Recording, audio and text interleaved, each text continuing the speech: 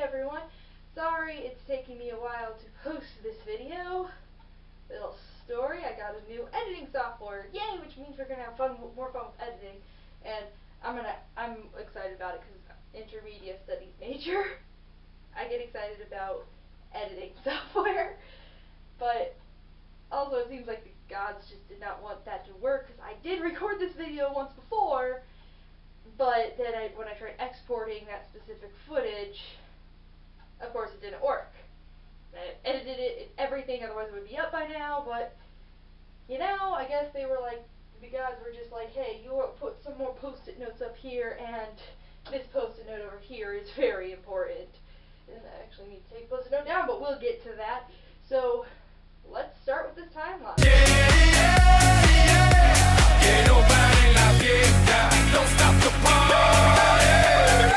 Okay, so very complicated timeline. Now let me tell you how I set up this timeline. So first over here is 2 years ago in the winter. It's going to go winter, summer, winter, summer, winter, summer. Okay? Or, well, winter, summer, summer. Nothing really happened in this winter. Winter. Same idea, we just skip over winter. And I started it back here because, as explicitly said in Magnus Chase by Gornadelia? I can't say her name, but you know who I'm talking about. The leader of the Valhallian girls who go and get the people who should be in Valhalla. I can't pronounce Norse things! Reason I'm Greek. And okay, I don't like my hair this way. I really don't. Hang on. I don't like it. I'm trying something different, but, you know, there. I feel better now, okay.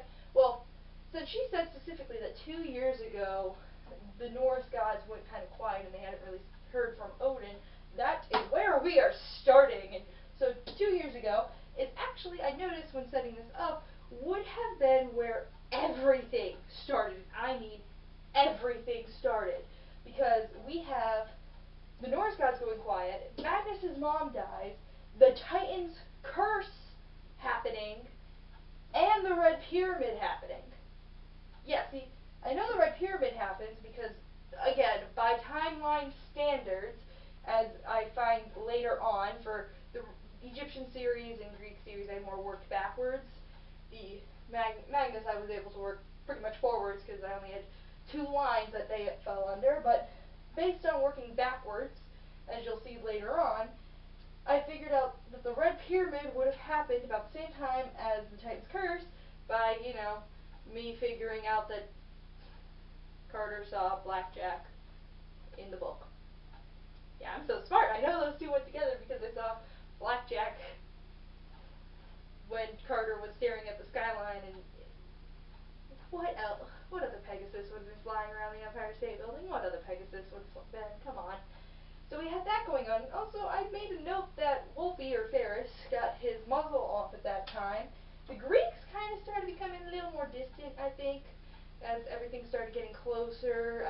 I really think that they started getting more distant. And also the Egyptians, I made a note that they are mostly in that retirement home area that you thought of. Well, that we were told about. And then a few months later, that summer, the Battle of the Labyrinth happens, and again, this is just going from that I think the Titan's Curse happened, so about 6 months or 3 months later, the Battle of the Labyrinth would have happened, and you can go from there based on, you know, the obvious years of progression. And I also made a note that I think that's about the time that Nikos first sees the Romans. He first meets the Romans, because either before or after the Battle of the Labyrinth. I think after, it could be before, but none of it's confirmed.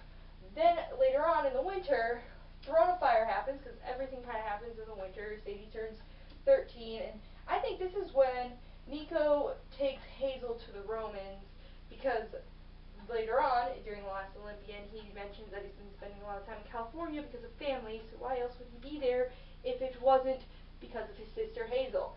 And also, I want to bring up the fact that the Sword of Hades happens. I want to bring that up because I'm kind of wondering why that hasn't It's kind of really cool. I'll talk about that later when we get to the top of my door here.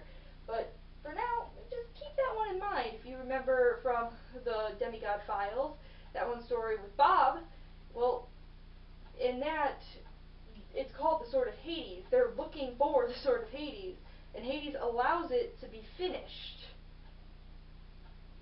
Why hasn't he used that thing? And let me tell you something right now. Nico figures out that that sword can summon people from Tartarus. Why did he not use that during the House of Hades? We were all so worried about Percy and Annabeth being down in Tartarus, and he was worried about getting them out, and all of them were worried about getting them out. But this whole time, Nico could have just gone down to the underworld, been like, "Hey Dad, can I borrow your sword for a second?" Took the sword, summoned Percy and Annabeth, and everything would be fine. Because he explicitly says that. I am not joking. Go read the story. He explicitly says the sword can summon the damned from Tartarus. That is like an exact quote. I'm gonna show you because it just makes me mad. So here we go. I got my book out. I actually marked this page because I did not like that they just glossed right over that. Where is that? Where is that quote?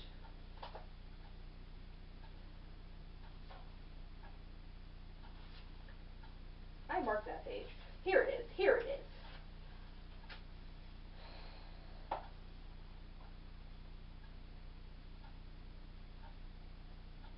Then maybe, Nico said, it can also summon the damned out of Tartarus. We can't let them try. That is page 113 in this book, towards the bottom if you want to go look at it, if you know where it is. Put that over there. But yeah, that's just my little rant. So anyway, back to the timeline that we actually came here for. So then we moved to the summer, and that's when the Titan War happens, otherwise known as the Last Olympian. And also, the Greeks and Romans go quiet. Important to keep in mind. Okay, important right here to keep in mind that the Greeks and Romans go quiet. Very important. And also, the Egyptians kind of go quiet, except this would actually more or less fall in this winter category, so I think I need to add a winter category. These two fall more in this winter category, so we'll get there in a second. I also made a little note that Romans attacked the Titan base because I was thinking more about Rome and was like, I don't have any Rome up here. And realized that some things did happen, but this happened that summer after the Throne of Fire, and then that winter, the Serpent Shadow happened, as you can see here. And then a few months later, obviously the Giant War went down. And also, Python took over Delphi. Very important to keep in mind for what I'm going to come over to this side for. And I also want to point out that the Greek-Egyptian crossover happened after the the Giant War. Let me make that clear. It happened after the Giant War based on what Annabeth says. I also find it interesting that it had to happen in September, in either August or September and November, but I think it was August and September because Annabeth mentioned school, and from what I know and from the books, in New York, they start in September. I also start in September, but I'm in college. Colleges can start like when they want, I guess. So it goes in and it happens in September because Annabeth mentions school. Percy never mentions school or ever brings it up. He actually says he's still at camp, or at least it seems like it since he's talking about camp a lot. So I'm going to assume just month-wise, August and September, these two happen. Also, let me disprove this up here, because some people might try to say that all of Magnus happened before the Giant War. No. No. No, that did not happen. Take that off the board, because Annabeth mentions not seeing them for years in the Blood of Olympus. She never mentions going there and seeing that he was homeless. Years. She says years. So that means now, where we are dealing with Annabeth and Magnus knowing, so from January 13th is when this starts. Annabeth and Magnus know about each other. They know about both sides, or for Annabeth, 3 of the sides, 4. She knows about everything now, okay? And just a fun fact, just using the date of January 13th, I did a little calendar research and found out that Magnus Chase would have happened in the year 2014 if we're going off of when was the last year that Mag that had January 13th, 9 days before a Wednesday, and that would have been 2014. So I don't know. Either this is gonna this happens way later on, or it would have already happened. Also, oh, here's the fun part. If you haven't heard yet, I needed to add another book up here because I can't add Thor's Hammer yet because that would be off to this side probably off the board.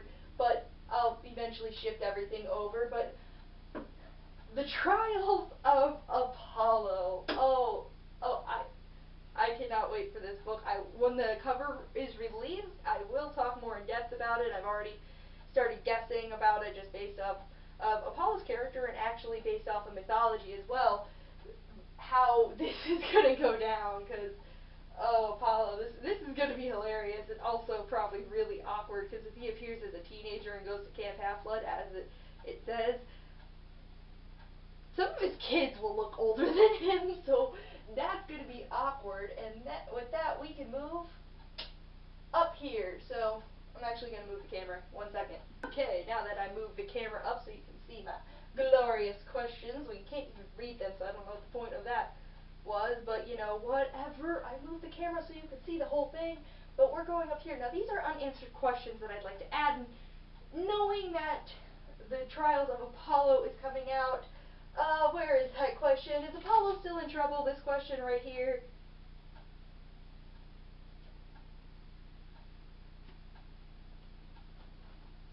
Enough said. Also, I'll talk a little bit about these because I've asked some of my friends these questions and they have possible answers, and I'd like to know if you agree or disagree. Lots of things you can put in the comments for this video, and I'll tell you all about that at the end. But let's get started with some unanswered questions. Now, first one, we're going to go series by series. So questions isolated per series, and then we'll go into more of a broad question. Now, first question, Leo. Is Leo going to come back? I don't care if it's in Thor's Hammer or the Trials of Apollo, but is Leo going to come back? I want him to come back. I want them to find Leo. Where are they? If they do, though, like, with Calypso and Leo, didn't, like, Calypso say Apollo sometimes visited her? Yeah, I think she did. That would be very interesting. Also, Python, now, since the Trials of Apollo, the first one is called The Hidden Oracle, I'm assuming that they might be, their ultimate goal at least, might be to defeat Python again and regain Delphi, but that's still to be said. Also, are the Greeks and Romans still quiet? They were quiet because they didn't like that they had to have so much help from demigods, but seeing as Apollo's going to be with them, I don't know if they're still going to be quiet or not, because it seems like they might all be focusing their fire on Apollo. Also, Nico's memory. Nico. Okay, I've addressed this when I reviewed him for the House of Hades, and I believe the Blood of Olympus. Maybe not as much as I did in the House of Hades, but Nico D'Angelo. Nico. He is remembering things. But how? How is he remembering things? He went in the River Leech. You don't get your memory back after the River Leech. Yet, somehow, he's remembering, and it's returning. Is the River Leech, like, does it have a time limit if you're living the same life? I don't know. Does that mean Bob's gonna start remembering too? I don't want Bob to start remembering. But that's another question all on its own. I don't want Bob to remember. I'll add that question up there later, but I don't want Bob. I like Bob. Not the, like, Piercer or whatever they want to call him. I can't pronounce his Titan name. But why is Nico's memory returning? Also, Frank's life stick. Okay, Riordan, I don't think that he would use something in one book, make it such a big deal throughout the entire thing, and use it to explain why Frank was always so, like, you know, cautious, just to have Leo build a fireproof pouch and call it a day. No, that thing's coming back. I don't like that thing's gonna come back. I don't like thinking about it, especially because we know that Frank's gonna be the one to just let it burn. I don't want Frank to die. Frazzle, come on, Frazzle! Or maybe Hazel's gonna die because she shouldn't be alive, and they have to follow the rules. Frank just decides to go with her, and okay, I'm gonna make myself cry if I keep talking about this. Let's move on. So second, how did Nico know where and where to find Hazel? How? In Hazel's memory, he kind of just walked up to her. I don't know. Maybe Nico does go for his random stroll through the fields, but to find his sister, the way that he was acting, especially if I'm placing this after the Battle of Labyrinth, he would have been over his sister at that point. So, how did he know? What made him go find her? And specifically, the next question, what God told him? Because Nico, I don't think Nico would know, or maybe it's part of his memory, and he had met Hazel before, and Hazel just, I don't know, doesn't remember. It's insane. Next thing, Phobos and Demeos. Okay. You guys remember the Stolen Chariot. Once again, from the Demigod Files. These stories are coming back. Ever since Bustus came back, these stories are coming back. Bob came back, and Phobos and Demeos kind of came back, but they don't like Percy at all, so if Percy helps Apollo, I love trying to think of what's going to happen in this one, because we're going to get to a question up here later on, but are they going to do that? And once again, Hades' sword. Come on, man. Hades, come on. You have an awesome sword. Why aren't you using it? Then again, he's a god. Maybe he's going to, wait until Doomsday, because I'll get to that part later, but why isn't he using this fun sword, and why are the other gods okay with it? Do the other gods just still not know? Why? Seriously, why? Why? Next up, a question one of my friends actually brought up is, are demigod dreams just Ba dreams? Are they? Because the Egyptians kind of have the same type of demigod dream. And, well, Magnus is dead, so that's definitely his spirit having a dream. So, is it just a Ba dream? Is it? And that also kind of segues nicely into the Egyptian side. Can non-Egyptians influence a Ba dream? So, I don't know, pick any god you want. Could they go and try to help Carter and Sadie? Any god, I don't care. You pick your own. Pick your favorite god. Could they go talk to Carter or Sadie or any magician? And let's just keep going with the Egyptians now, shall we? But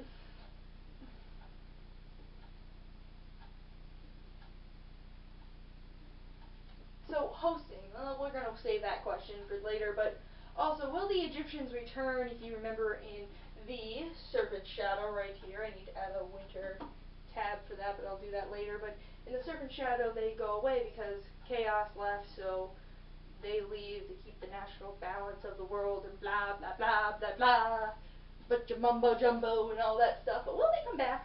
Will they? I kind of like them. And also, why is Anubis the only one allowed to leave? And this one is actually a question that somebody posed an answer to for me, and that is that he's allowed to leave because he has a different kind of host. His host is more permanent. Walt would die without him. So, maybe that's the reason he's the only Egyptian allowed to stay?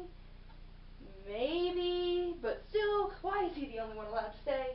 Why is he the only one allowed to stay on Earth when everyone else had to leave? But that also brings up another question involving Anubis, and that is Nico and Anubis, right up here, a little diagonal. Why are they so similar?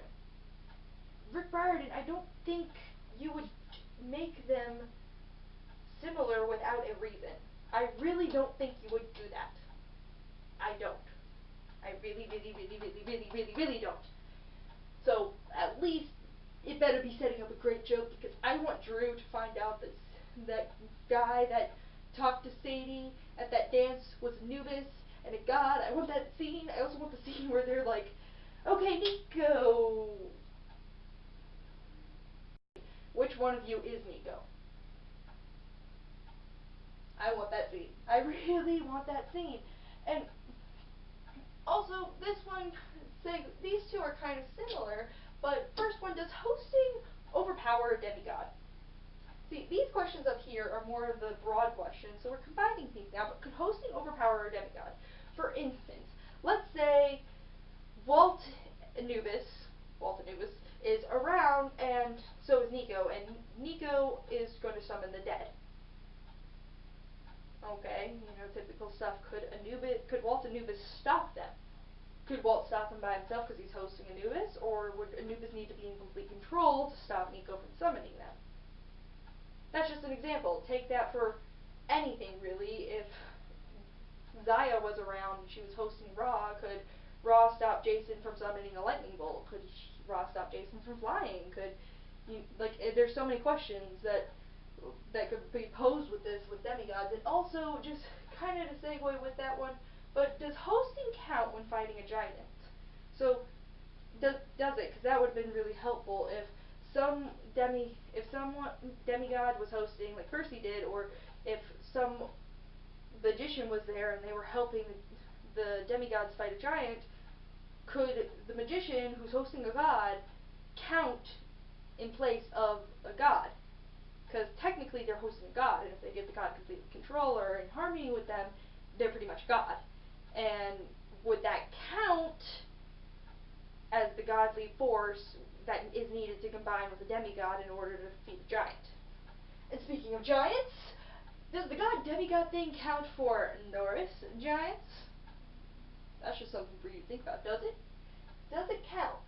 Also, just to stay on the topic of overpowering, Nico's powers over Ghost, this I just thought of because of Magnus Chase. Magnus is technically dead, he's technically a ghost. Can Nico control him? Can Nico control him? That is my one question. Can Nico control him? Because if Nico can control the Valhallian ghost, there's going to be a lot of problems probably. I really would not like that. But if he can't, then that raises a whole new can of worms, now doesn't it? With, like, who could do what and what not. So, we're going to skip that one for now, because this is the fun question.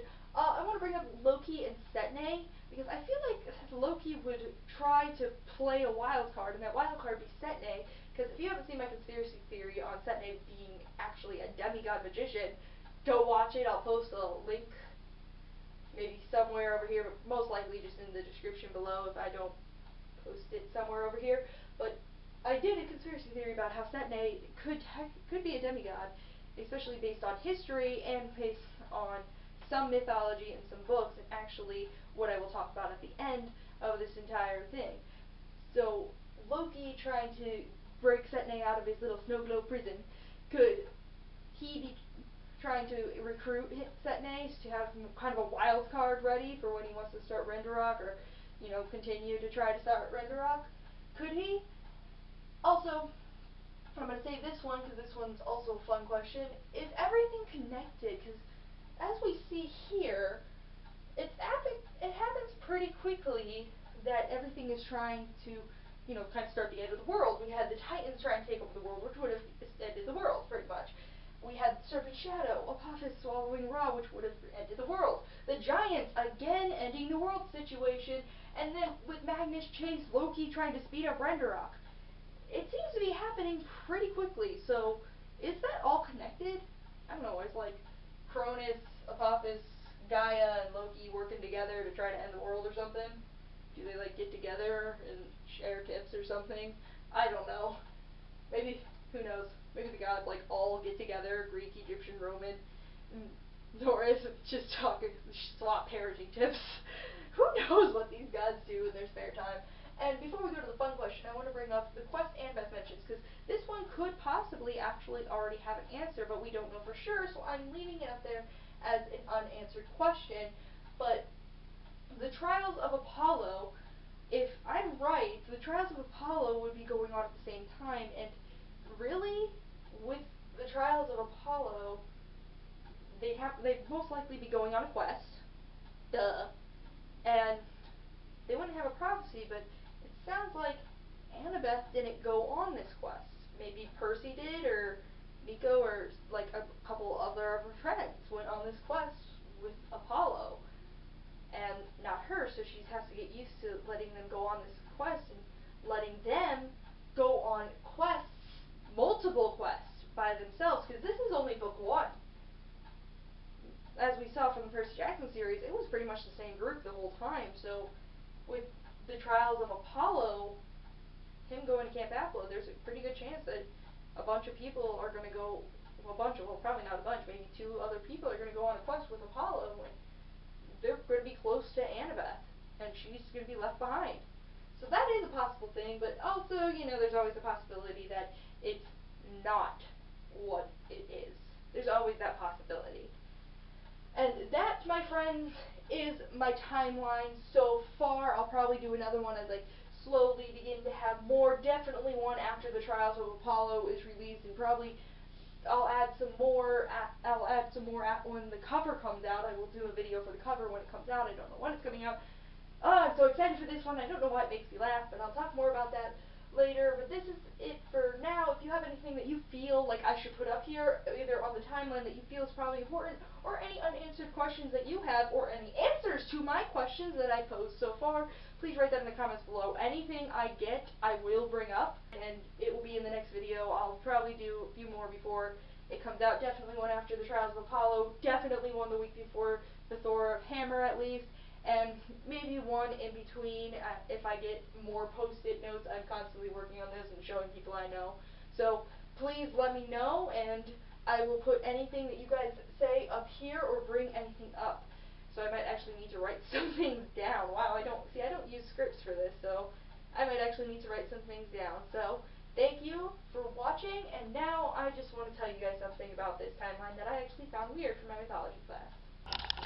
Well then, okay, so we're down here now. So, okay, so I just wanted to kind of talk about, I'm sitting at the just the foot of my door so I can look up at the timeline as I talk about this, but I also wanted to tell you guys why I find this so amazing, because Rick Riordan does use mythology a lot, and I didn't even realize that crossing mythology like this, no joke, has already been done before. If you guys have ever heard of the book The Golden Ass, and it's not swearing if I literally mean a donkey. I'm not joking. This book is about a guy who wants to be a really good magician, but, you know, Greek, so he's following Hecate's path, and he wants to learn and be one of her followers, so he's learning magic, tries to turn himself into an owl, but ends up as a donkey.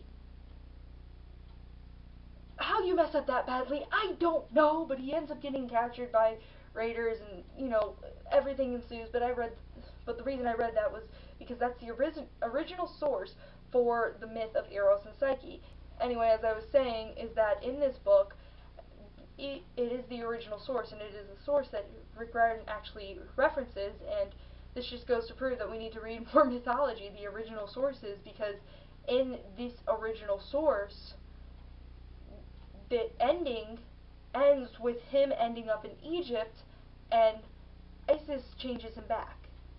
Yeah, the goddess of magic for Egyptians changes him back, and he becomes an Egyptian magician. That's how this ends. I am not joking.